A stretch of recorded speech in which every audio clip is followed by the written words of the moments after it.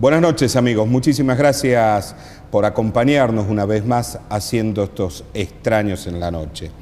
En el primer bloque va a arrancar con una recomendación, que mañana viernes vamos todos al Tizón a escuchar a una de las voces jóvenes, una de las voces nobles que tiene la provincia de Jujuy. Me estoy refiriendo a Franco Paredes, que nos va a acompañar en este primer bloque. Vamos a hablar de su música, vamos a hablar de Parandar, ¿no? Ese espectáculo que está presentando con su material discográfico que realmente promete ser extraordinario.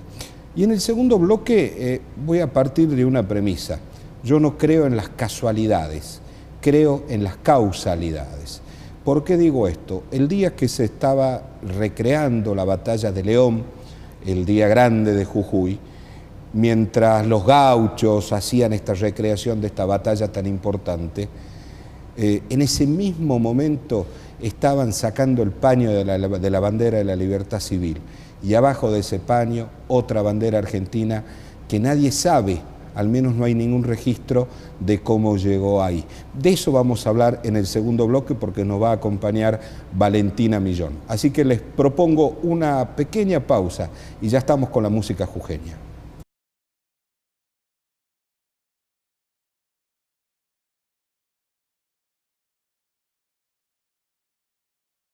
Seguimos en Extraños en la Noche. ¿Hay música que es para andar?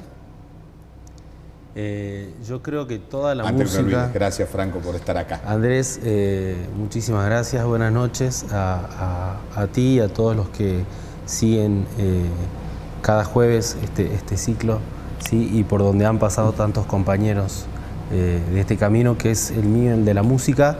Y yo creo que sí hay canciones que son para andar, hay muchas que nacieron para ello, ¿no? Hay mucha música que ha nacido para acompañar a uno o a muchos artistas, ¿sí? En diferentes épocas, en diferentes carreras, en diferentes momentos. Y en este momento particular, ¿no? Y personal me toca estar presentando este cuerpo de canciones, ¿sí? A las que yo llamo para andar, y que se va a materializar en un disco que va a estar saliendo dentro de muy poquitas semanas. Ya está en la última etapa de elaboración y falta la fabricación nada más para que llegue a nuestras manos y para que sea compartido con todos. Ahora, Franco, la música que vos estás armando, estás componiendo, la música que empezás a puntear con tu viola, ¿no? ¿Cuáles son los caminos que quiera andar esa música? Son diferentes, ¿no? No creo que haya uno en particular, porque uno, o por ejemplo en mi caso me ha tocado desde la infancia, entonces la música que... Me ha tocado de la infancia, que desde la infancia te pusieron una guitarra en la mano. Ah, sí, básicamente, sí, casi como un juguete, y se ha ido convirtiendo en un elemento casi corporal, ¿no? Uno se despierta con la guitarra y se acuesta con la guitarra, y en el día siempre tiene que tener contacto con ella, y van surgiendo, ¿no? Canciones, van surgiendo músicas que tienen que ver básicamente con la vida, ¿no? Pero en sus distintas aristas, tocando temas que tienen que ver muchas veces con el amor, con la amistad, con la vivencia de la gente que está cerca de uno, o que no, porque a uno le toca viajar de repente, y eso, ¿no? Lo que tiene que ver con los pueblos, con lo social. Entonces las temáticas son diversas, pero la música... Que me detengo un minuto en la guitarra. Sí. Me estoy acordando, por ejemplo, cuando vino Cucho González, cuando vino Fava, por poner algunos nombres, ¿no? Y cuando ellos hablaban de su guitarra, me daba la sensación que su guitarra tenía alma. Totalmente. Totalmente. ¿Tu guitarra tiene alma? Sí, totalmente. Sí, y no es lo mismo estar en contacto con la guitarra de uno a cuando suceden estos compartires, ¿no es cierto? En esas noches donde uno se junta colegas, creo que también son diferentes, ¿no? El momento en donde uno se puede encontrar con la guitarra. ¿Vos sentís que es una guitarra ajena? No, pero no es ajena. No es ajena, la guitarra no es ajena, pero la guitarra propia ya se incorpora, como te digo, de manera corporal, espiritualmente uno la siente mucho más cercana y encuentra momentos y comparte momentos con ella donde muchas veces son intimistas, donde uno está sola con esa compañera y empieza una comunicación y un vínculo, y a partir de allí nace todo, ¿no? Siempre me gustó indagar en la profundidad de los creadores, ¿no? Como es el caso tuyo, que tenés tu propia obra musical. Y la pregunta que siempre me hago es, ¿cómo hace el compositor para empezar a crear esa música, para empezar a crear esas letras? Yo no sé si están con un papel y un lápiz y la viola haciendo un punteo y anotando. ¿Cómo nace una canción? Yo creo que primeramente nace de un impulso, ¿sí? Hay un impulso de energía, ¿sí? Una inquietud, ¿sí? Como te digo, puede ser venida desde el amor, desde el paisaje, desde algún vínculo con la gente, con alguna cuestión ceremonial que tantos tenemos nosotros aquí en toda nuestra región, ¿no? Andina, ¿sí? Y en todo ese calendario agrícola, por ejemplo, ¿no? Con respecto a la Pachamama, con respecto al carnaval, ¿sí? Entonces hay situaciones que llevan a un impulso, ¿no? A un impulso a decir, esto es interesante, esto hay que contarlo, esto tiene un sonido, ¿sí? Esto tiene un sonido y a ver cómo lo materializamos, cómo se lleva una apuesta. Se puede tocar solamente, se puede compartir con otros. Hay una necesidad de decir cosas. Totalmente, sí, totalmente. Eso es siempre así, ¿sí? ¿Vos a qué le estás diciendo? ¿A qué le estás cantando ahora? Y le estamos cantando ahora, a ver, sí, para andar. En este tiempo le estamos cantando a la gente, ¿no? Le estamos cantando al hombre, a la mujer, ¿sí? Hay canciones muy sentidas para mí, como Del amor mal atrás, es una samba que habla de la mujer jujeña, pero de aquellas facetas de las mujeres que por ahí uno se siente atraído, pero desde otra manera, ¿no? Desde bailar una samba, de esas cuestiones que tienen que ver con la vivencia. Hay canciones como justamente Para andar, que tienen que ver con la esperanza de lo que hace un artista en este camino, ¿no? De seguir constantemente creando, ¿sí? Sintiendo distintas cosas para que ese impulso se alimente constantemente. Por eso digo, en este cuerpo de canciones hay de todo un poquito, ¿no?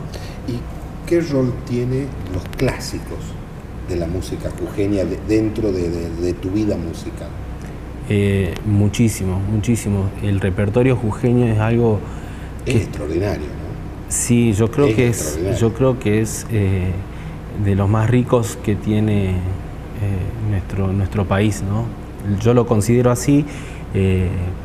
Justamente por haber tenido la oportunidad de viajar mucho o estar viviendo en otras provincias. Yo creo que el repertorio jujeño es muy rico y está presente no solamente en nuestra provincia y en nuestra región, sino en muchos puntos del país, ¿no? Las zambas jujeñas son conocidas a nivel nacional, pero a un nivel que creo que quienes vivimos y quienes somos de esta provincia no tenemos noción todavía. Dimensión totalmente. Las letras jujeñas han dado, por ejemplo, Galán, Gropa, Tizón, Chagra, por poner algunos. En lo contemporáneo también hay muchísimos, grandísimos escritores que tienen mucho reconocimiento nacional, algunos inclusive hasta internacional. Ildico Nasser estuvo en España presentando sus microrelatos, por ejemplo, y creo que en Jujuy algo nos pasa que no logramos visibilizarlo bien. Sí, sí. Y bueno, y esta cuestión... ¿Lo mismo pasa con la música? Lo mismo, sí, lo mismo pasa con la música. Y me parece muy interesante estas cuestiones de la tecnología, ¿no? De cómo viaja, la facilidad que tiene para viajar y la inmediatez, todo lo que tenga que ver con dispositivos. Hace muy poquito escuchaba, justamente lo nombrabas a Pucho González, sí, y escuchaba a un cantor cuyano cantando una samba de Pucho, pero en Italia, ¿sí? A ver, un cantor cuyano, una samba de Pucho en Italia. En Italia, sí, hace unos días. Digo, eso, ¿no? No tenemos dimensión de cómo viajan las letras, de cómo viajan la música y de esa sencillez que es tan rica y que enamora tanto, ¿no? ¿Para quién escribís y para quién haces música? ¿Para los jóvenes de tu edad? ¿Para los que somos del siglo pasado, como yo? Particularmente escribo trato de escribir para todos, ¿no? Escribo para los jóvenes mucho en este momento.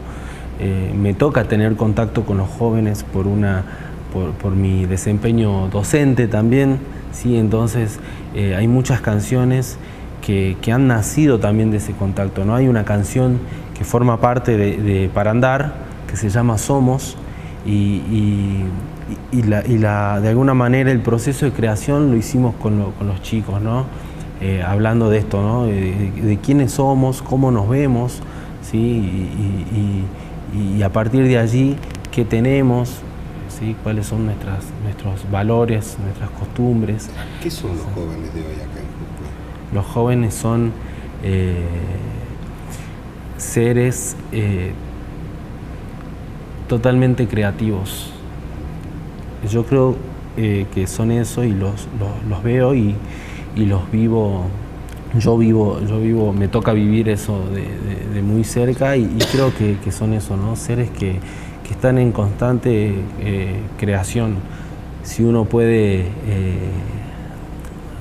poner un poquito de atención a eso, creo que es fabuloso, ¿no? ¿Qué enseñas y dónde? Me toca enseñar música. Sí, yo siempre no utilizo enseñar porque me gusta el compartir, ¿no? A ver, entonces no enseñas, compartís saberes. Sí, totalmente, sí. Me gusta esto, ¿sí? Porque de alguna manera me toca en este momento trabajar en dos escuelas de artes, ¿sí? Interesantísimas, ¿sí? No muy conocidas, las cuales estamos trabajando en ello, ¿no? Que se puedan visibilizar mucho más en nuestra sociedad. Una está en Alto Comedero, ¿sí? Escuela, la 42 le llamamos, ¿sí? Colegio de Arte número 42, y el Colegio Secundario de Arte, que está en Tilcara 49, ¿sí? Entonces, dos contextos distintos. Vos hablas de Tilcara y Escuela de Arte y enseñas música, ¿no? José Simón una vez me decía acá en este programa que la Quebrada tiene su música propia. Sí. Dice, uno se sienta sobre una piedra a la hora de que uno de mayor silencio y escucha música. Dice. Totalmente, sí. Sí. Dice, los cerros tienen su música, los árboles tienen su música. La noche, el día, la tarde, sí. Uno transita por diferentes diseños sonoros todo el tiempo en la Quebrada. La Puna es totalmente distinta, más allá de que ese camino nos lleva hacia ahí, pero también este camino de la música me lleva a transitar caminos de la Puna y realmente tienen tienen otros sonidos maravillosos. El maestro Fortunato Ramos nos decía que hasta el silencio tiene melodía, ¿no? Sí. ¿Vos lo percibís a eso? Sí. Uno se siente casi hipnotizado por ese silencio, ¿no? Me tocó hace un mes acompañar a los chicos del Colegio de Arte de Tilcara hacia lo que es el Abra de Punta Corral, ¿sí? De Tilcara, y ese contraste de sicuris, de tantos sicuris sonando, ¿sí? Llegada la noche, en un momento no suena ninguno, y solamente tener las estrellas que disparen esos sonidos, esos silencios. Vos que tenés contacto con ellos, ¿no? Hablaste de las bandas de sicuri. Los chicos que tocan en las bandas de sicuri, que va con la quena, con el sicu o con lo que fuera, ¿estudian música o es natural el instinto eso de agarrar una quena y empezar a hacerla sonar? No, en lo que es la comunidad de toda nuestra parte de Quebrada y de Puna, sí, básicamente Quebrada es natural, ¿no? Si estamos hablando de Tilcara, creo que más del 80% de la población forma parte de las bandas de sicuris. Y el 80% no ha ido a una escuela de música, está claro. Eso está claro, sí. Tenemos ahora la posibilidad de tener esta escuela de música en donde los jóvenes pueden profesionalizarse, ¿no? Pueden de alguna manera instruirse mucho más formalmente en lo que es la música, pero está claro que vienen ya con una carga musical muy grande y uno solamente tiene que guiar y acompañar ese proceso. Pues es que si hay algo que a mí me encanta de esta nueva lógica de presentar un espectáculo musical, en tu caso, es cómo los jóvenes, o sea, los más jóvenes que yo, se animan a en el mismo escenario poner un músico, poner un actor, poner un plástico, poner un recitador, en el mismo escenario, romper los moldes. ¿Por qué rompieron los moldes?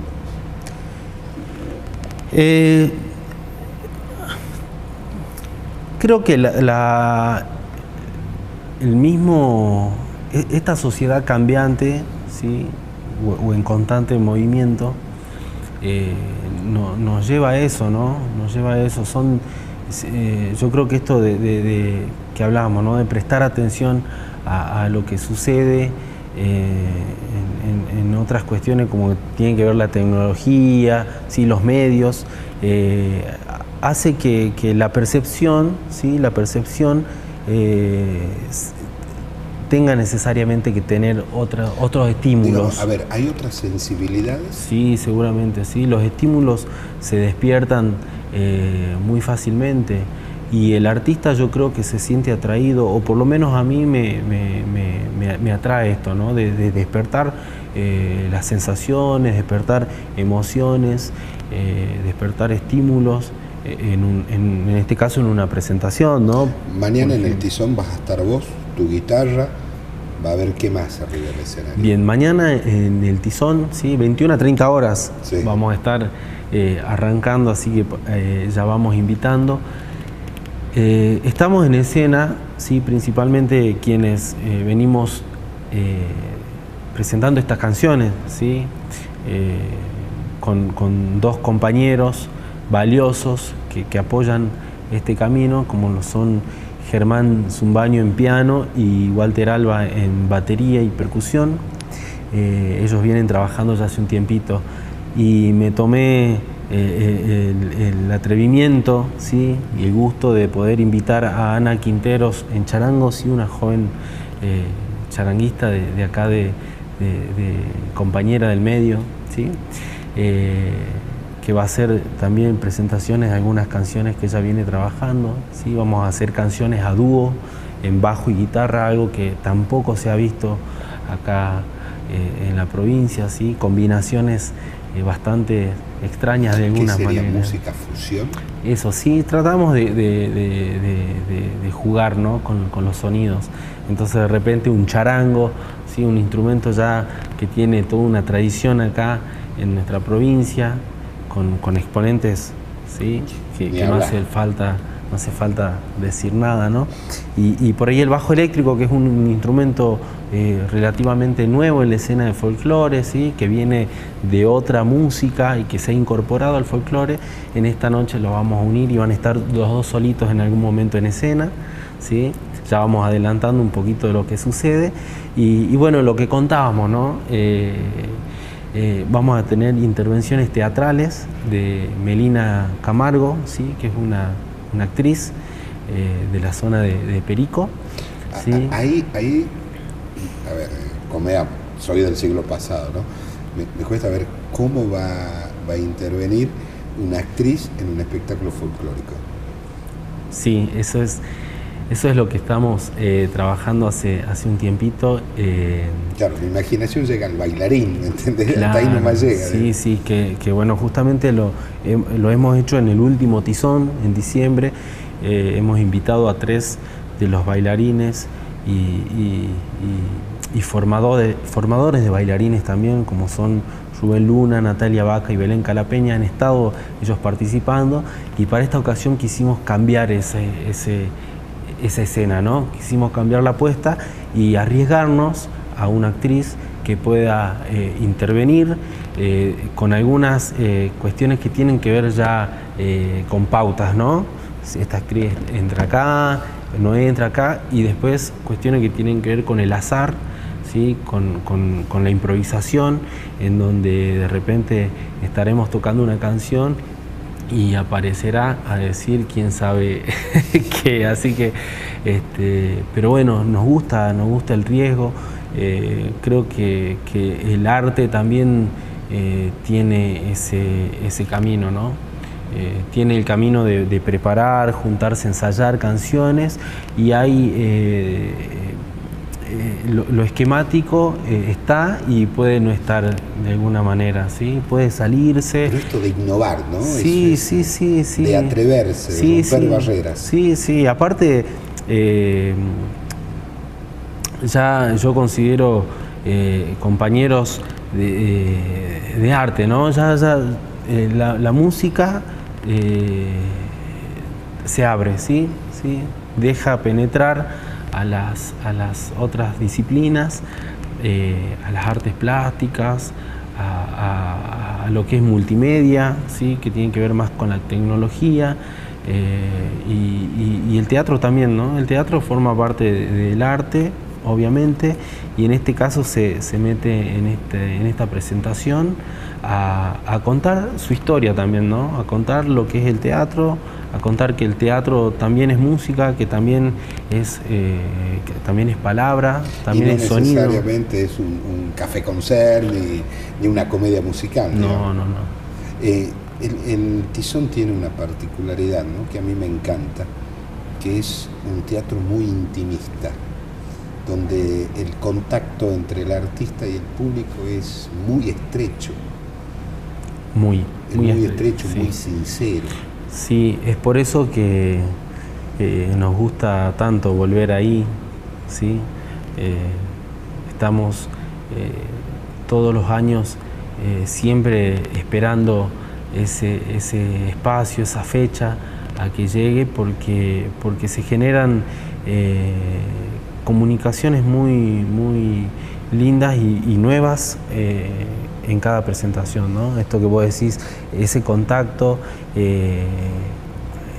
lo que se siente, ¿no? Lo que se siente en ese espacio tan lindo, ¿no? Tan ¿no? lindo que tiene la ciudad. Franco, muchísimas gracias por haber venido, y bueno, mañana a las 21:30 en el Héctor Tizón.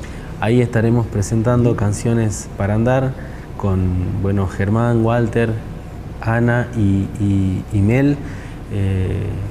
Bueno, canciones para andar, siempre tenemos un camino para seguir presentando esas canciones, y esta es una linda oportunidad para justamente que puedan escuchar, ver y sentir el arte en sus distintas facetas. Así que muchísimas gracias, Andrés, a la producción, y estoy a su disposición. No, muchísimas gracias a vos por haber estado. Muchas gracias. Franco nos contaba recién, ¿no?, de las bandas de Sicuri en la Quebrada, ¿no?, y que a veces decía ese patrimonio intangible, ese patrimonio cultural intangible que tiene la provincia. Y ahora vamos a hablar del otro patrimonio, del tangible, ese que podemos tocar, porque vamos a hablar con Valentina Millón. ¿Sobre qué? Las banderas. Insisto, no creo en las casualidades, creo en las causalidades. Ya venimos.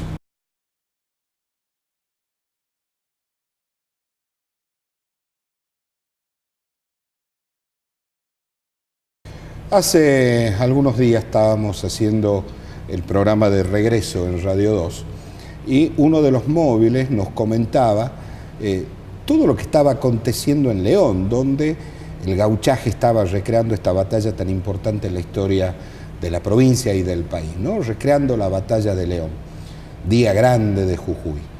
Y mientras estábamos haciendo el programa y el móvil salía con este informe, llegaban mensajes de texto diciéndonos que en el momento que destapaban la urna, ese cuadro hermoso donde está la bandera de la libertad civil, debajo habían encontrado otro paño, que nadie sabía de dónde estaba, de por qué estaba ahí, de dónde venía, qué edad tenía ese paño. No había antecedentes. Entonces yo decía en ese momento en la radio, no es una casualidad, es una causalidad que el día grande de Jujuy aparezca este segundo paño. Vamos a hablar un poco de este segundo paño y obviamente del paño principal, que es el paño de la bandera de la libertad civil. Valentina Millón, muchas gracias por estar acá. No, gracias por invitarme. Qué casualidad, ¿no? Qué causalidad, ¿no?, que aparezca este segundo paño justo el día grande de Jujuy. Sí, la verdad, yo tampoco creo en las casualidades. No digo que esté directamente relacionado, pero un mensaje, algo tiene que haber. Un sí. mensaje tiene yo creo que haber. Sí. ¿Qué es este segundo paño? La realidad es que todavía no tenemos documentación que nos diga cuál es la antigüedad, en qué momento se colocó, dónde se colocó y por qué. Creo que lo importante es primero ver cómo hicimos para encontrarnos con esto, porque en realidad lo más importante es que estamos dando un gran paso hacia la restauración y la puesta en valor de nuestro cuarto símbolo patrio, que es la bandera nacional de la libertad civil. Ya desde el año pasado venimos organizando este día, que fue la semana pasada, este encuentro. Fue bastante complicado conseguir agenda con el equipo de restauradoras que vino, encabezado por Patricia Lisa. Y la realidad es que fue un momento muy intenso, de mucho nervio, porque estábamos al frente de la bandera nacional de la libertad civil. A ver, el único paño que está registrado que estuvo en las manos de Manuel Belgrano. Que estuvo en las manos de Manuel Belgrano. No hay otro paño registrado en el país. No hay otro que sepamos, tal cual. Y teníamos que sacarlo del templete donde está en resguardo, ¿sí?, hace ya desde el año 35, perdón. Y nos encontramos con la incógnita de que ni siquiera teníamos la certeza de cómo era el bastidor que estaba dentro, en el que estaba colocada la bandera. Porque, no sé si todo el mundo conoce, por las dudas les aclaro, el templete de madera tiene una puerta con vidrio. Al abrir esa puerta con vidrio hay otro bastidor de madera con otro doble vidrio. A ver, ¿esa puerta no se abre desde cuándo? No, esa puerta se abre seguramente para mantener una limpieza, pero el bastidor de vidrio no se sabe cuándo fue la última vez que se lo sacó y no se sabe exactamente en qué momento se lo creó. El templete sabemos que está desde el 35. El bastidor de adentro es posterior, creemos. Aparentemente es posterior, porque hay fotos antiguas de la bandera en la que se la ve como colgada. Hoy por hoy uno la ve lisa, la ve como tensada. Anteriormente, en fotos anteriores al 56, 57, se veía la bandera como colgada. Después de un momento a otro, no de un momento a otro, pero sí del registro fotográfico que fuimos encontrando, apareció la bandera como más lisa. Pensamos que estaba tensada, con 6 moños azules, 3 en cada lado. Cuando nosotros encaramos este trabajo, que lo hicimos de la manera más seria posible, absolutamente registrado paso a paso, con las 3 restauradoras, nos encontramos en la situación de tener que sacar este bastidor con vidrio y con el miedo que teníamos de que se fracture el vidrio, de que pase algo, porque por ahí estaba golpeado, marcado o algo. La verdad que trabajamos con gente muy especializada que realmente tomó con muchísima seriedad el tema, los muchachos que vinieron a ayudarnos con sacar ese vidrio. Y en el momento... Un trabajo artesanal, ¿no? Fue un trabajo artesanal y la verdad de mucha emocionalidad de alguna manera, ¿no? Porque estábamos todas sabiendo que era un momento histórico. El solo hecho de sacar la bandera para poder hacer un diagnóstico bien hecho, porque los diagnósticos que hay del año 2012 y 2017 son a través del vidrio. No se sabía... No se había tocado el paño. No se había tocado el paño. No tenemos registro que para un estudio científico, con la seriedad que corresponde, se haya tocado el paño. Sí, hace muchísimos años. Sabemos que estuvo por varios lugares la bandera. Entonces la preocupación era esa, poder sacar el paño. No sabíamos si el paño tenía las medidas exactas que nosotros vemos ahí o si estaba doblado. Eran muchas las incógnitas que teníamos. Entonces al momento de poder bajar el bastidor, que estaba totalmente encajado, por esto de que la madera es un elemento orgánico que se hincha, estaba totalmente encajado, lo pudimos bajar. Una vez que lo bajaron, nos dicen: arquitecta, atrás hay otro vidrio. Que la verdad no nos lo esperábamos.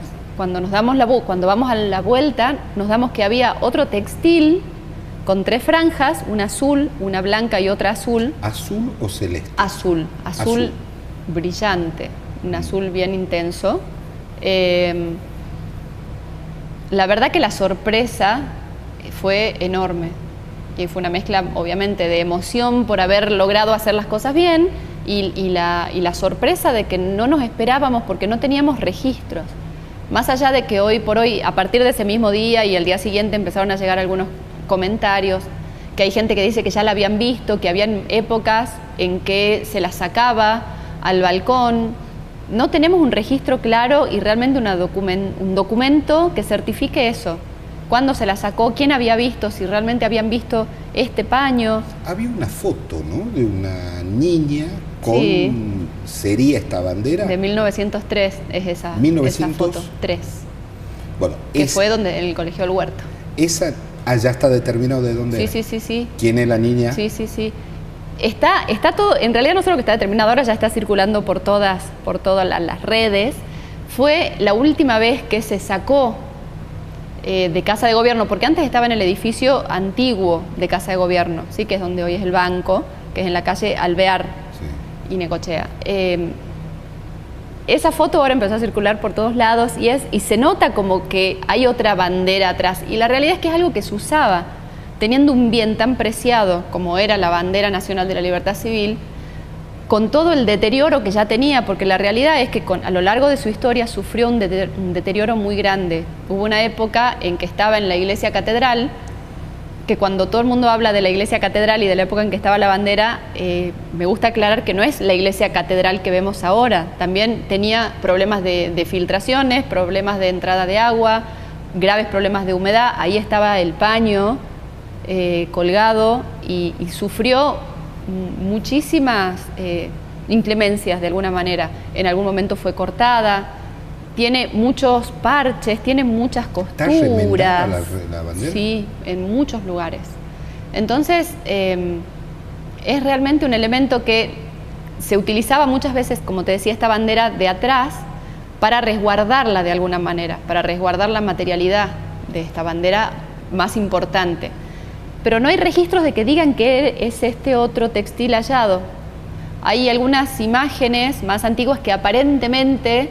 hay una bandera detrás, pero que aparentemente es celeste y blanca. Es muy difícil porque también son fotos en blanco y negro y con muy no antiguas, demasiada ¿no? calidad. Así que la realidad es que nosotros no nos animamos a aventurarnos sin documentación que avale realmente algún dato. ¿Esta segunda bandera también va a ser sometida a estudios para determinar de qué tiempo es y demás? Sí, claramente. Sí. Estamos llevando ahora adelante... a ver, el equipo de restauradoras que vino lo primero que hicimos fue, al ponerla horizontal, ¿sí?, a la bandera nacional de la libertad civil, poder hacer un primer análisis para llegar a un diagnóstico concreto, para ver cuáles son las patologías que tiene y cuáles son realmente la problemática de conservación que presenta, para poder llegar a un proyecto, porque no podemos ni sentarnos a discutir cuál es la restauración que vamos a hacer, porque también en restauración vamos a encontrar un montón de diferentes puntos de vista.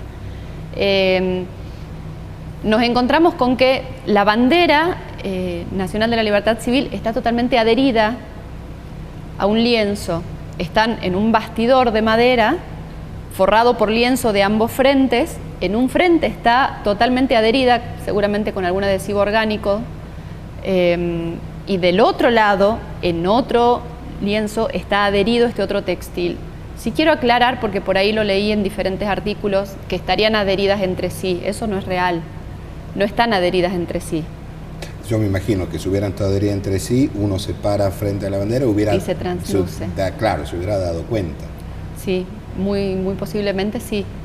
Pero bueno, esto de alguna manera lo que hicieron las restauradoras fue hacer un primer análisis, quitar pequeñas muestras para hacer análisis en laboratorio en Buenos Aires, muy pequeños trozos, no es para que se asusten, no se llevaron pedazos de la bandera, no es que cortaron ni nada, muy pequeños trozos, especialmente de la parte pintada, porque como saben el escudo central está totalmente pintado a mano, y también de la parte de la tela. Y lo mismo hicieron con este textil encontrado, más que nada para ver si se puede determinar qué tipo de pigmento es el que se usó, si es un teñido, qué tipo de tela realmente es, como para poder más o menos, más allá de que no vamos a poder tener con este tipo de estudio una fecha exacta, porque son muy pocos los años. Pero lo podemos ubicar en una época. Pero sí se puede más o menos ubicar en una época a ciencia cierta, como quien dice. ¿Qué dice su ojo de buen cubero? ¿De dónde viene esta bandera? Yo la verdad es que no me animo a decir de dónde viene. Sí creo realmente que no es tan antigua como la bandera nacional de la libertad civil. Estoy prácticamente segura de eso. Puedo estar equivocada también, pero no creo que sea tan antigua, y creo que tiene que ver con una cuestión de resguardo, porque lo importante, o por lo menos lo que a mí más ruido me hace en la cabeza, es por qué están juntas. Ahora, si bien es cierto, esta bandera podría ser de 1900, supongamos. Sí. En 1900 era celeste la bandera nacional. Este es azul, usted me decía. Es azul. Puede haber sido un homenaje. Ese es el tema. A ver, de acuerdo a tantas opiniones, porque la verdad es que la gente está hablando mucho del tema, mucho, en diferentes ámbitos. Y está bueno. Y es lo que a mí más me alegra. Está bueno. Pero todo este tipo de comentarios nosotros los estamos llevando como líneas de investigación y no estamos descartando nada. Estamos trabajando con un equipo de historiadores que son los que saben. A ver, yo soy arquitecta. Yo estoy de alguna manera haciendo que esto sea organizado y de alguna manera coordinando todo el trabajo. Pero están trabajando especialistas en serio en el tema, tanto en la cuestión científica. En el tema de restauración están las especialistas en banderas históricas que tienen mucho conocimiento sobre banderas históricas y sobre restauración de textiles, y por otro lado también hay un equipo de historiadores. Y hay mucha gente analizando y buscando información, y está saliendo mucho, y la verdad que más allá de que esté saliendo todo muy bien, gracias a Dios, lo que más me alegra a mí es que se está hablando de patrimonio, que se está hablando de la bandera. Muchísima gente salió a felicitar, salió a hablar, salió a opinar, y me encanta que se hable. Yo creo que eso ya de por sí Yo creo que se es hable fantástico. Tiene un condimento extraordinario, que es que la gente se está apropiando de ese patrimonio. Y eso es lo mejor que puede llegar a pasar. Es que tal cual. Que las personas lo sientan propio. Y eso es extraordinario, ¿no? Es que sí, absolutamente. Yo creo, y es lo que venimos diciendo ahora, con toda esta movida del Día de los Monumentos, no es que te quiera cambiar de tema, pero viene justo a eso. Nosotros consideramos patrimonio, para trabajar con patrimonio, no el edificio que tiene una declaratoria nacional, no el bien que tiene una declaratoria nacional o de la UNESCO, sino el edificio o el bien que la comunidad siente como propio, que lo siente como parte de su identidad, parte de su historia, que de alguna manera forma parte de lo que nosotros somos hoy. Entonces eso es maravilloso. Y acá le voy a contar una anécdota. Alguna vez caminando por Grecia, estando en el Partenón creo que estaba, ¿no? Le digo a la guía, a la que me explicaba, en la parte del museo que está al costado, le digo, qué bueno que Grecia tenga esto. Y ella me dice, no, dice, ¿perdón? No, dice, esto no es de Grecia. Dice, esto es de la humanidad. Nosotros lo que tenemos que hacer es cuidarlo. Era la concepción que ellos tenían, ¿no? Entonces digo, y esto se lo planteé a su madre alguna vez, las esculturas de Lola Mora o la bandera de la libertad civil es patrimonio de todos los argentinos. Sí, pero es nuestra responsabilidad. Exactamente, ahí está el punto. La responsabilidad es de Jujuy, de cuidarla, preservarla y que siga siendo patrimonio. No quiere decir que bajo ningún punto de vista se muevan 1 milímetro de donde están. No, por supuesto. Pero sí hay que cuidarlos. Sí, claramente, y por eso es que estamos trabajando de una manera tan apasionada, de alguna manera, para que sea correctamente restaurada, correctamente resguardada y correctamente expuesta. Porque es muy importante que la gente, que los chicos, que la familia pueda ir a visitar a la bandera nacional de la libertad civil. Pero tenemos que saber también ser conscientes que tiene que estar en un espacio en el que tiene que tener una humedad, una temperatura, un control de gente que accede, un protocolo para poder sacarla en el caso de algún tipo de siniestro, que hoy por hoy no lo tiene, pero estamos trabajando en eso. En este momento, y es importante que por ahí que la gente lo sepa, a partir de mañana el salón, de hoy el salón ya iba a estar abierto. Este fin de semana lo van a poder visitar. La bandera nacional de la libertad civil y el textil encontrado volvieron a ser colocados en su templete. ¿Está puesto horizontal o vertical? Está puesto horizontal, pero ¿por qué? No es por una cuestión de irresponsabilidad ni que dijimos, bueno, no. Encontraron las restauradoras que la bandera esté en un estado de conservación mucho más aceptable del que esperaban. Esta situación de tensión que esperaban que tenga, porque pensábamos que estaba cosida, que es lo que se utiliza hoy en la restauración, que tenía algunas puntadas de costura y que estaba en cierta tensión. La realidad es que la bandera nacional de la libertad civil hoy está totalmente adherida, completamente adherida, con un trabajo muy prolijo, que no sabemos en qué momento se hizo porque no hay registro de eso, que hace que se mantenga muy bien conservada. Y teniendo en cuenta, no está en riesgo, no está en riesgo. Sí es importante que, teniendo en cuenta que ahora quizás se alargan un poco más los plazos en cuanto a cómo se va a exponer, dónde se va a exponer, porque ahora ya se nos abrió el juego a otro textil, a un trabajo de investigación que va a ir paralelo, no vamos a frenar el trabajo de diagnóstico y proyecto de restauración. Pero sí es verdad que tenemos que ir en otro trabajo paralelo, entonces quizás se alargan un poco los plazos. Mientras tanto nos pareció que es la manera más segura de resguardarla, de resguardar su integridad y que también la gente pueda seguir viéndola, que tenerla guardada en algún espacio para que la gente hable más hasta tanto se empiece la restauración. Yo creo que en momentos que uno la ve, esa bandera de por sí conmueve. Absolutamente. Y si alguien lo piensa, esa tuvo los manos de Belgrano, conmueve aún mucho más, ¿no? Absolutamente. Entonces hay que verla. Absolutamente. Es muy importante y la verdad es que es mucha la gente que iba, estos días que estuvo cerrado, mucha gente iba a querer verla, aún antes, digamos, los días previos que estuvo cerrado para condicionar antes de empezar a trabajar. Lo único que sí estamos haciendo es asegurar al máximo la entrada de luz de la calle, que en algún momento ya se cerró, pero bueno, ahora falta cerrar la parte de arriba, oscurecerla un poco más para que no le vaya a entrar luz directa. Pero está en muy buenas condiciones y estamos acelerando los tiempos para ver cuándo empezamos. Ahora, ¿es prematuro decir, después que se hagan los trabajos de restauración, de estudios y demás, cómo va a quedar la bandera? Si va a quedar como está, si va a quedar en otra posición, en el lugar donde está, en otro lado.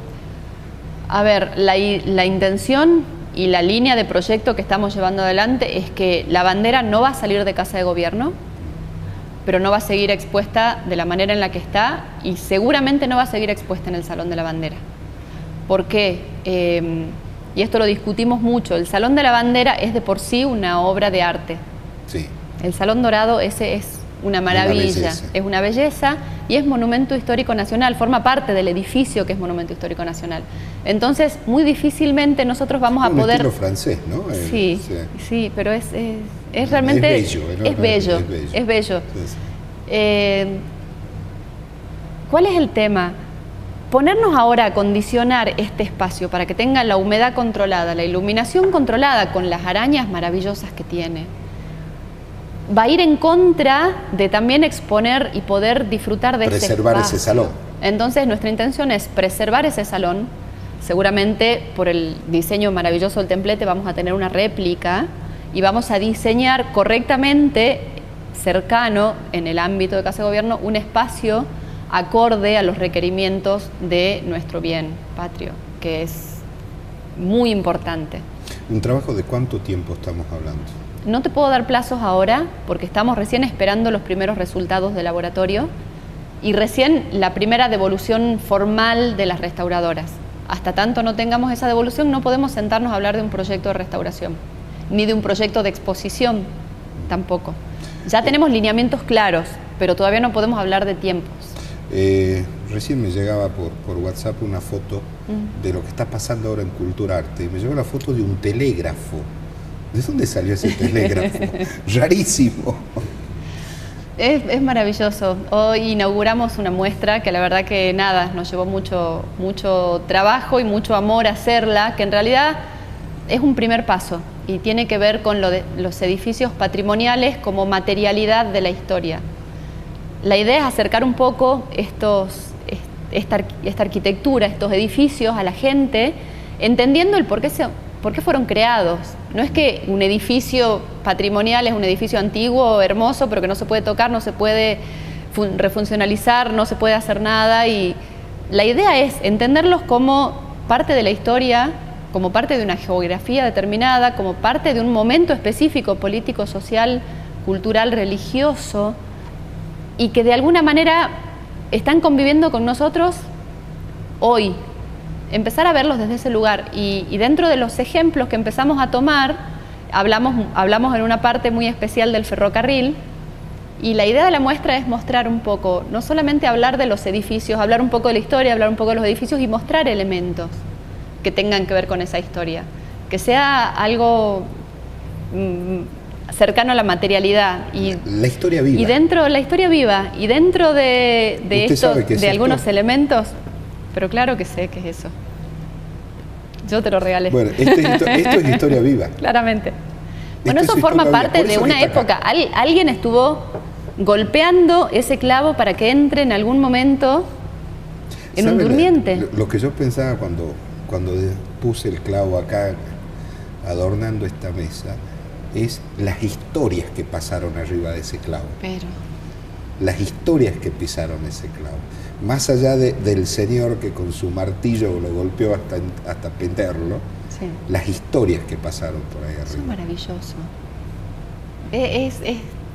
Es hasta romántico, pero es maravilloso y todo eso forma parte de nuestra historia y todos esos elementos traen a la memoria de diferentes personas momentos familiares, situaciones, historias que nos contaron, porque mucha gente por ahí no vivió la situación, pero se acuerda, ve un elemento y se acuerda porque mi abuelo me contaba cuando él iba a la estación del ferrocarril de Volcán y vio tal cosa, o cuando iba, no sé, a tal edificio y veía los adobes que tenían ese tamaño, que ya no se hacen de ese tamaño. O cuando Tacta le canta a la vendedora del andén, por ejemplo, se me está ocurriendo ahora. Ahora, para que un edificio sea histórico, y esto es una percepción muy personal, no hace falta un papel. Absolutamente. ¿No? Y estamos convencidos de que si no tenemos el papel no es histórico. Sí. Uno camina por las calles de Jujuy y ve, lamentablemente, casas muy antiguas, con arquitecturas muy definidas de algunas épocas, sí, prácticamente abandonadas. Y eso es histórico. No tiene el papelito. No tiene el papel. Pero es monumento. Pero debería, sí, debería ser para cada uno de nosotros. Y la realidad es que por ahí el cierre que hacía con la introducción de la muestra es justamente eso, que el patrimonio, nos llenamos la boca diciendo que al patrimonio lo tenemos que cuidar entre todos. Y la realidad es que nosotros no podemos cuidar algo que no conocemos. porque si no lo conocemos no lo valoramos, y si no lo valoramos, ¿para qué lo vamos a cuidar?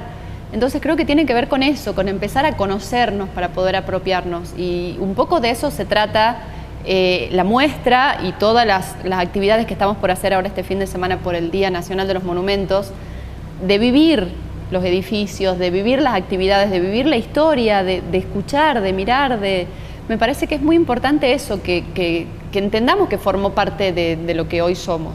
Claro, y el monumento tampoco lo da la edad. No, porque totalmente. hay edificios que tienen una arquitectura que es de la clásica de los años 50 o 60, sí, que son un monumento en sí mismo. Tal cual. Está bien, no tienen 100 años. Formaron parte de una época. Formaron parte de una época y de una concepción sociológica de la época. Sí, tal cual. Entonces, eso es el gran trabajo que hay que llevar adelante. Sí. No solamente lo viejo, sino lo no tan viejo también. Sí, sí, es así.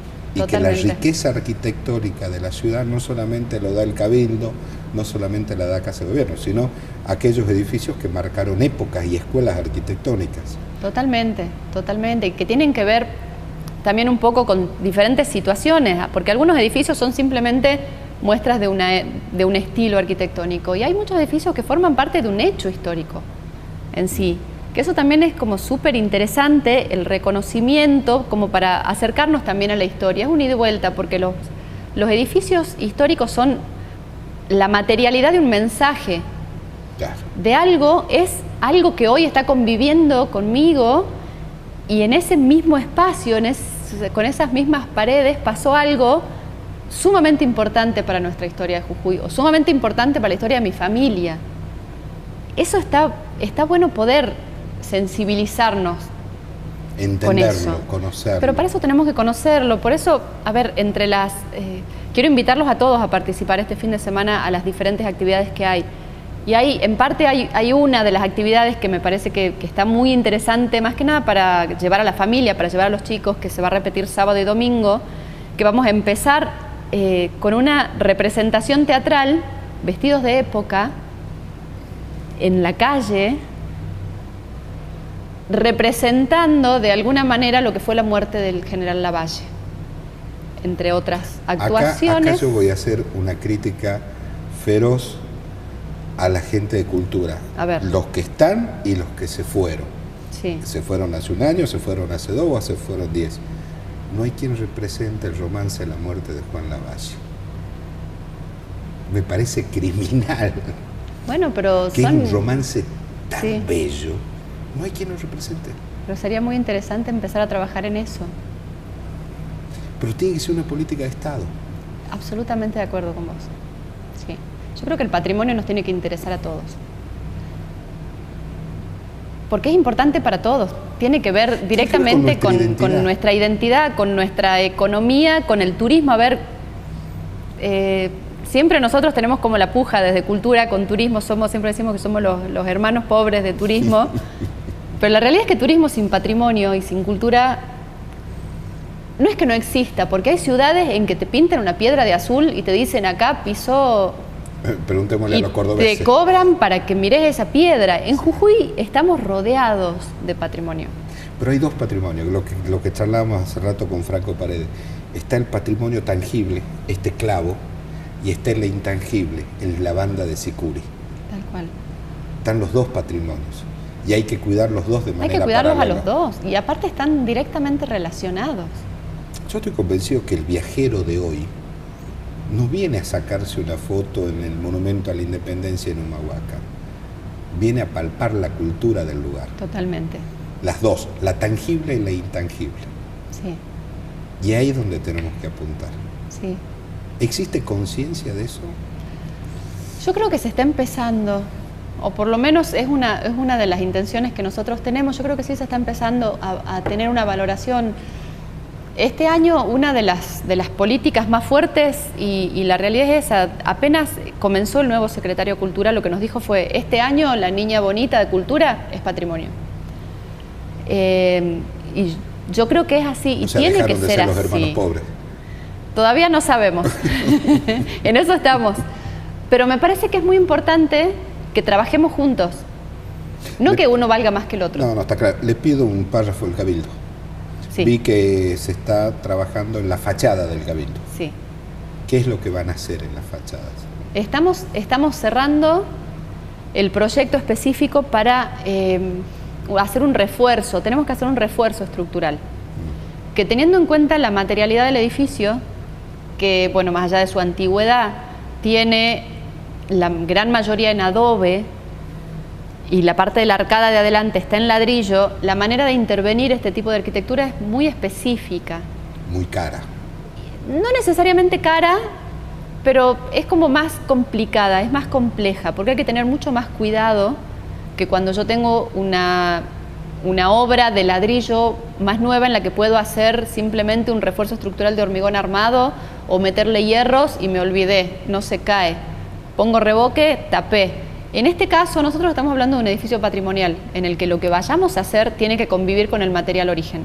Claro. Yo cuando trabajo en adobe no puedo hacer refuerzos ni en metal, ni mucho menos en hormigón armado. Tengo que tener un material que pueda convivir y trabajar estructuralmente, como ser la madera, por ejemplo. Entonces estamos haciendo un diseño en el cual hagamos un refuerzo para toda la recoba, que es lo que estamos haciendo en esta primera etapa, para poder anclar todo el frente, que es de ladrillo, y que estructuralmente quede bien firme. Y en ese sentido vamos a terminar de cambiar las piezas que se tengan que cambiar necesariamente en todo lo que es la cubierta y vamos a tratar de salvar la mayor cantidad de piezas originales. No hay tiempo todavía con esto, ¿no? No tenemos todavía plazos, pero la intención es poder tener la cubierta o poder tener la parte de lo que es la recoba terminada antes de que nos empiecen las épocas de lluvias de vuelta, que fue lo que también nos atrasó tanto ahora. Valentina, muchísimas gracias por haber venido. No, muchísimas gracias a vos. Y ojalá que estos trabajos sirvan para lo que hablábamos recién, ¿no? Que la gente se haga dueña de este patrimonio. Ojalá. Lo sienta propio. Tal cual, a eso vamos.